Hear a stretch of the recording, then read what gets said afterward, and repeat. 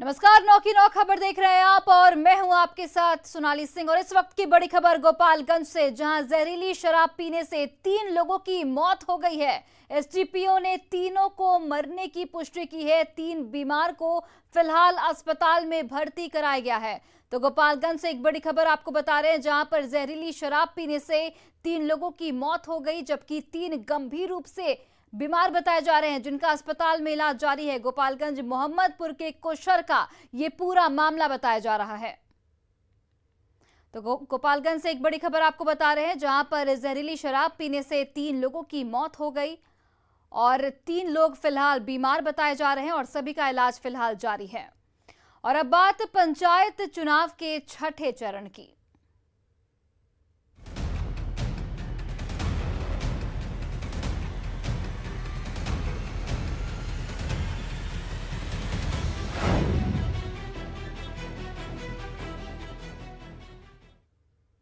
पंचायत चुनाव के छठे चरण में आज 37 जिले के 57 प्रखंडों में वोट डाले जा रहे हैं। इस चरण में 7,862 मतदान भवनों में कुल 11,959 मतदान केंद्र बनाए गए हैं। इस चरण में 94,000 से ज्यादा उम्मीदवार अपना किस्मत आजमा रहे हैं। पंचायत चुनाव को लेकर प्रशासन ने सुरक्षा के भी पुख्ता इंतजाम कर दिए गए हैं।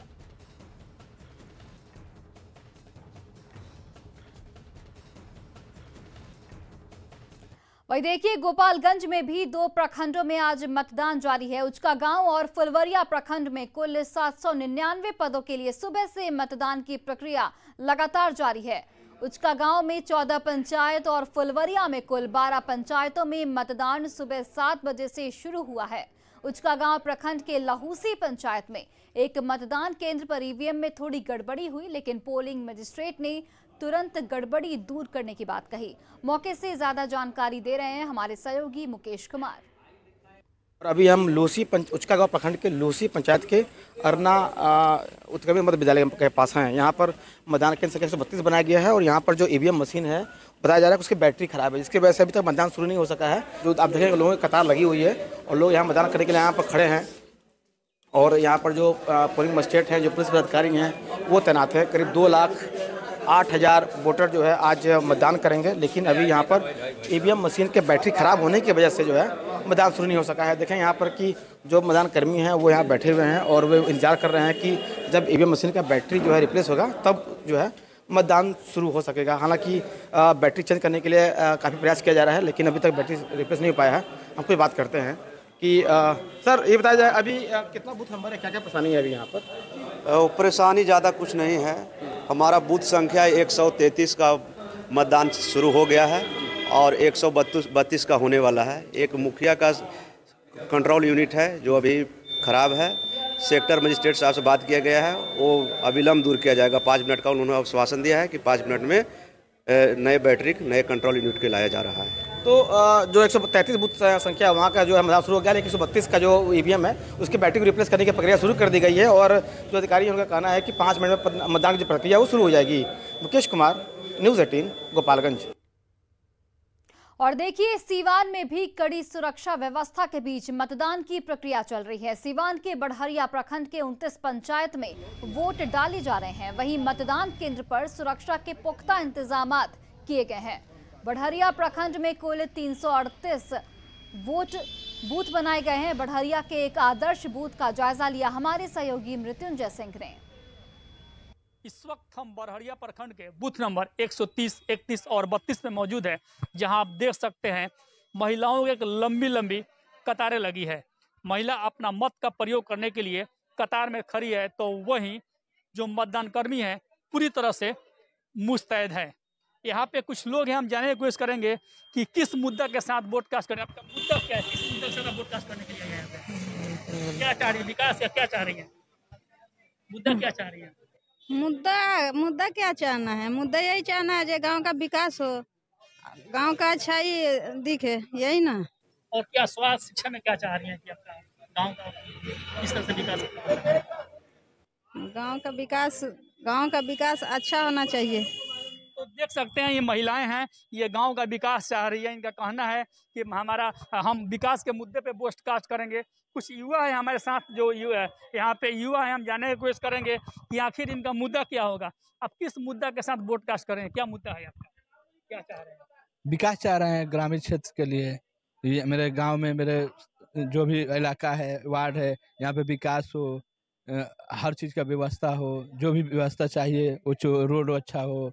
कुछ रोड है कि ढलाई हो गया है फिर उखड़ गया है, 5 साल हुआ भी नहीं उखड़ गया। हाँ, तो ये देख सकते हैं ये सिवान की जनता है जो चाह रही है कि हमारा क्षेत्र का जो भी मुखिया बने वो हमारे क्षेत्र का विकास करे। तो इस तरह से अगर सिवान की बात की जाए तो सिवान के बरहरिया प्रखंड में चुनाव चल रहा है, जो कड़ी सुरक्षा व्यवस्था के बीच 28 पंचायत में चुनाव चल रही है, जहां पे पूरी तरह से सुरक्षा का पुख्ता इंतजाम किया गया है। मृत्युंजय कुमार सिंह, न्यूज़ 18 सिवान।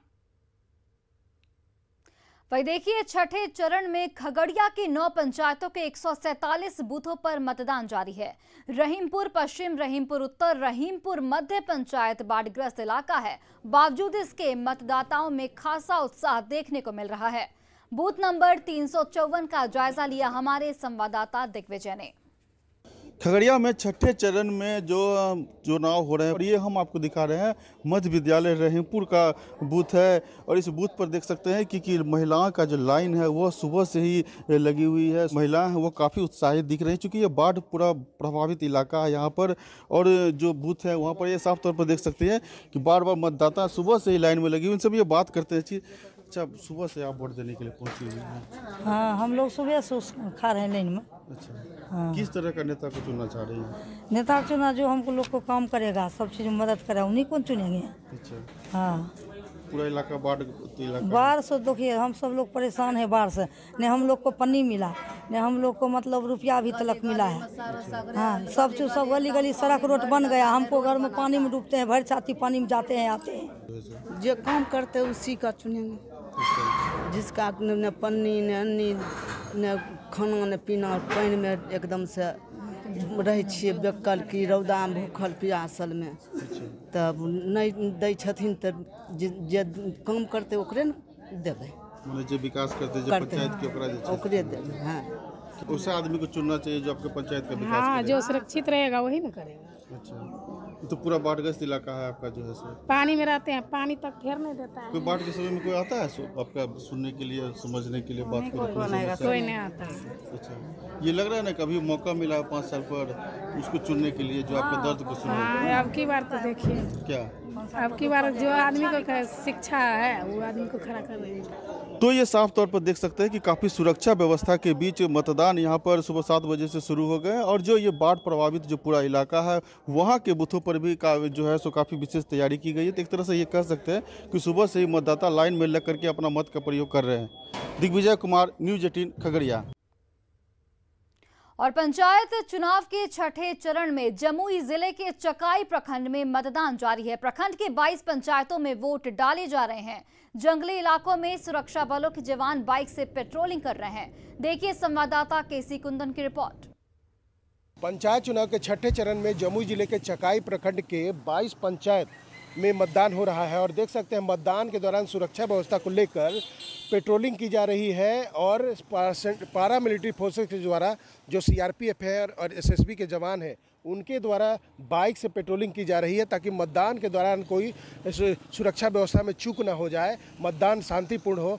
देख सकते हैं जो जंगली इलाका है, जो चकाई इलाके का, चाहे वो झारखंड से सटा हुआ इलाका है, वहाँ पर खास तौर पर चौकसी रखी जा रही है, जहाँ पर पारा मिलिट्री फोर्सेस के द्वारा लगातार पेट्रोलिंग की जा रही है। हम दिखाना चाहेंगे तस्वीर कि चकाई प्रखंड में पंचायत चुनाव के मतदान के दौरान किस तरह से पेट्रोलिंग की जा रही है जो पारा मिलिट्री फोर्सेस के द्वारा। और ख़ास करके यह निर्देश दिया गया है कि किसी भी इलाके में नक्सल गतिविधि या आपराधिक गतिविधि को रोकने को लिए हमेशा चौकस रहना है, चाहे वो पारा मिलिट्री फोर्सेस हो या फिर जिला पुलिस के जवान हो। जैसा कि एसपी ने निर्देश दिया है कि पंचायत चुनाव के दौरान किसी तरह की सुरक्षा में चूक नहीं होनी चाहिए। केसी कुंदन, न्यूज़ 18 जमुई।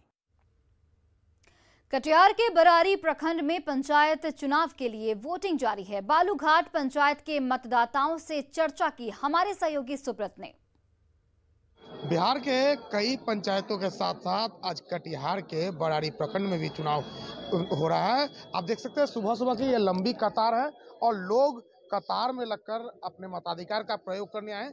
क्या मुद्दा है? दरअसल बरारी का ये इलाका बाढ़ और कटाव से भी त्रस्त रहता है। यहाँ मुद्दा क्या है, आइए जनता से क्या किस मुद्दे पर चुनाव करने? विकास के लिए। विकास के लिए क्या काम हुआ है? नहीं हुआ है काम, कुछ काम नहीं हुआ। क्या चाहते हैं? नाला, रोड, बाढ़ पानी का सुविधा, कोई चीज उपलब्ध नहीं मिला। किसान को तेल महंगा हो गया। क्या नाम है आपका? शोएबुर रहमान। अब वोट देने आए हैं, इस इलाके के बड़ी संख्या में लोगों को बाहर भी काम करने जाना पड़ता है, क्या चाहते क्या है? सर बाढ़ पानी में दिक्कत हो रहा है, बालूघाट में बाढ़ पानी के लिए सर बहुत कष्ट है। सरकार से रिलीफ नहीं मिल रहा है सर, हम लोग गरीब दुखिया आदमी है। क्या नाम है आपका? मकसूद है।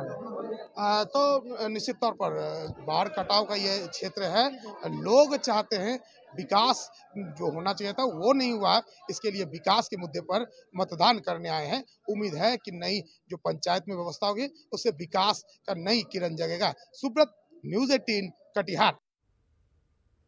वहीं भागलपुर के नवगछिया में छठे चरण के पंचायत चुनाव के लिए मतदान लगातार जारी है। नवगछिया के खगड़ा पंचायत मध्य विद्यालय में मतदाताओं की भारी भीड़ देखी जा रही है।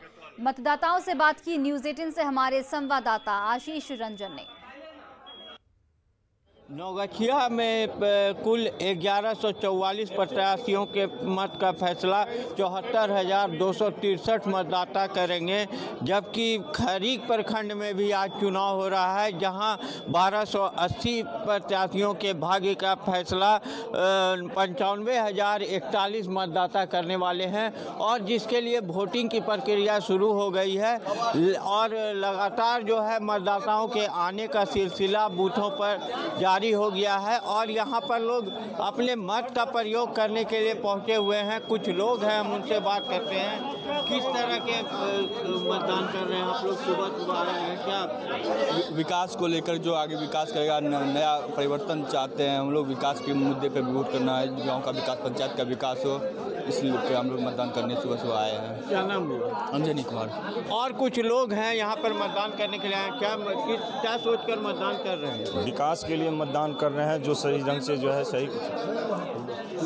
सही ढंग से जो कार्य कर सके और जनता की जो है सब कोई बात जो सुन सके।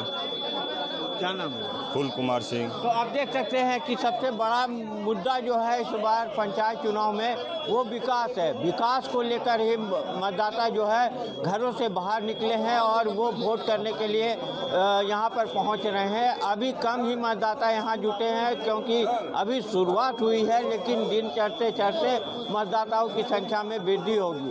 वहीं न्यूज़ 18 भी अपील करता है हम लोगों से कि वो घर से निकलें और अपने मतों का प्रयोग जरूर करें।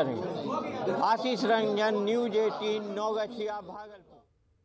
और इसी बीच गोपालगंज से एक बड़ी खबर, जहां जहरीली शराब पीने से 3 लोगों की मौत हो गई है। एसडीपीओ ने तीनों की मरने की पुष्टि की है। गोपालगंज से एक बड़ी खबर आपको बता रहे हैं, जहां पर शराब पीने से 3 लोगों की मौत हो गई। एसडीपीओ ने तीनों की मौत की पुष्टि की है और फिलहाल 3 बीमार को अस्पताल में, मोतिहारी के अस्पताल में भर्ती कराया गया है। और सहयोगी मुकेश फोन लाइन पर जुड़ गए हैं गोपालगंज से। हमारे सहयोगी मुकेश, अभी क्या कुछ अपडेट इस पूरे मामले को लेकर? देखिए, मैं बताऊं कि ये गोपालगंज के मोहम्मदपुर का कुशहर गांव है। यहाँ पर तथाकथित शराब पीने से जो है 3 लोगों की मौत हुई है। हालांकि डीएम डॉक्टर नवल सिंह चौधरी ने कहा है कि 2 लोगों का जो डेड बॉडी है उसे बरामद किया गया है और उस डेड बॉडी का पोस्टमार्टम कराया जाएगा। पोस्टमार्टम कराने के बाद ही ये पूरी तरह स्पष्ट हो पाएगा कि मौत की असली वजह क्या है। और मैं बताऊं कि जो मृतक है संतोष था, इनके परिजनों से मैंने बात की तो जो उनकी मां है उमरावती देवी, इनका कहना है कि ये लगातार शराब का सेवन करते थे और रात को 3 बजे इनकी तबीयत खराब हुई और तबीयत खराब होने के बाद इन्हें अस्पताल ले जाने से पहले ही इनकी मौत हो गई। देखिए, मैं बताऊं कि इस जो तथाकथित शराब कांड है, इस मामले में 4 और लोग बीमार हैं, जिन्हें मोतिहारी के निजी क्लिनिक में भर्ती कराया गया है। और डीएम ने कहा है कि 2 लोगों को, जो संदिग्ध रूप से 2 लोगों को गिरफ्तार किया गया है, उनसे पूछताछ की जा रही है। मुकेश, देखिए, अगर 2021 की हम बात करें तो 13 घटनाओं में 66 लोगों की मौत हुई है जहरीली शराब पीने से। तो आखिर लापरवाही किसकी है? क्या प्रशासन ध्यान नहीं दे रहा है? देखिए देखिए मैं बताऊं इस मामले में कि जो मृतक के जो परिजन है संतोष सर के मैंने मां से बात की, तो इसमें जो पूरी तरह से जो स्थानीय पुलिस प्रशासन है उसकी लापरवाही है। साथ में जो लोग शराब का सेवन कर रहे हैं उनकी बड़ी लापरवाही है, क्योंकि अभी पंचायत चुनाव का समय है और जो अमरावती देवी है इनका कहना है कि जब लोग जनसंपर्क करने के लिए आते थे वो लोग भी शराब जो है वो शराब का वितरण कर रहे थे। तो ये जो एक मतलब बहुत ही जो चौंकाने वाली बात है कि जो स्थानीय लोग हैं वो बार बार जो सीएम अपील भी कर रहे हैं लोगों से कि शराब का सेवन नहीं करना है और वो जहरीली हो सकती है, लेकिन उनको लोगों का असर नहीं है और इसकी वजह से जो है ऐसी घटनाएं हो रही हैं। चलिए मुकेश, बहुत बहुत धन्यवाद तमाम जानकारियों के लिए।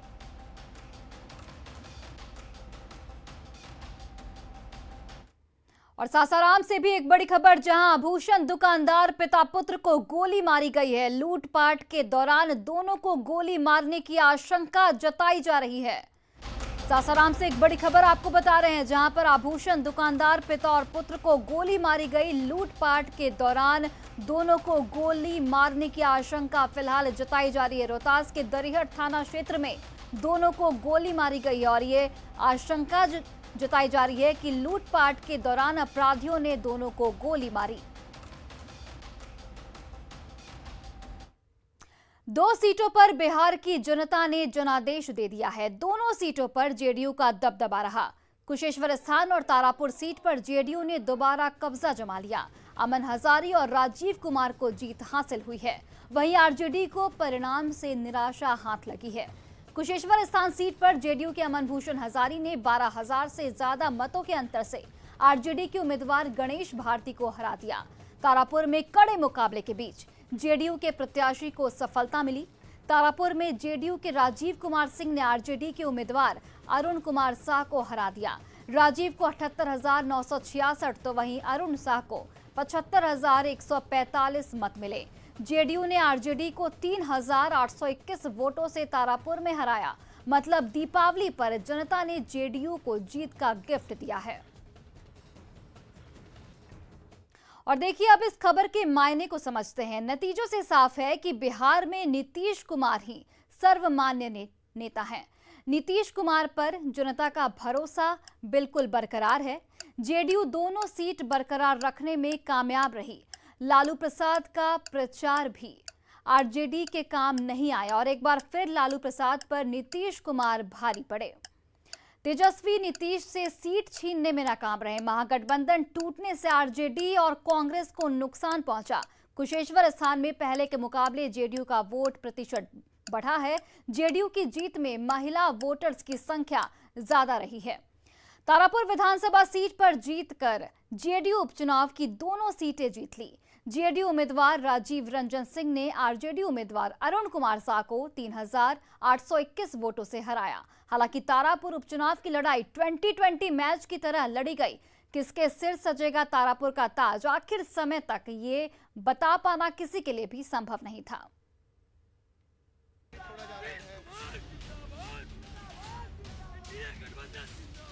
ये जश्न तारापुर की जीत का है।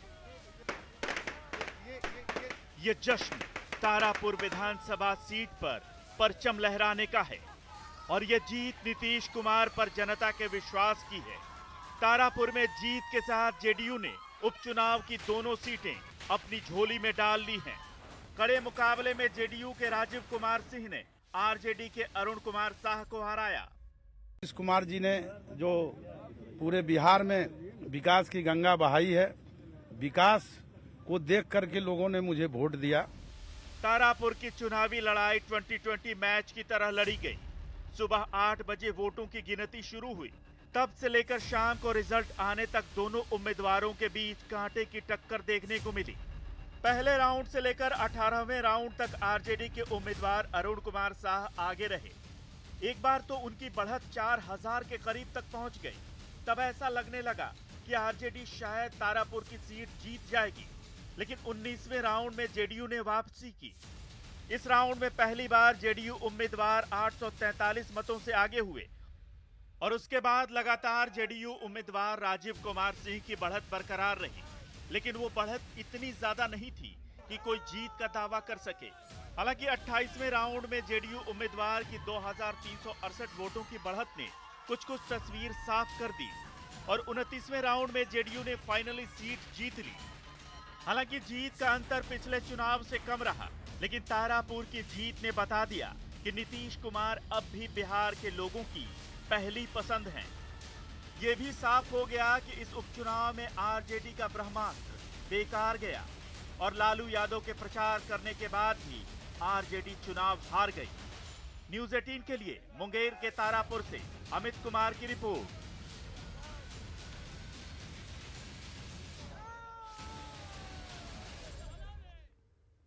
और फिलहाल इस बुलेटिन में बस इतना ही। आप देखते रहिए न्यूज़ 18 बिहार झारखंड।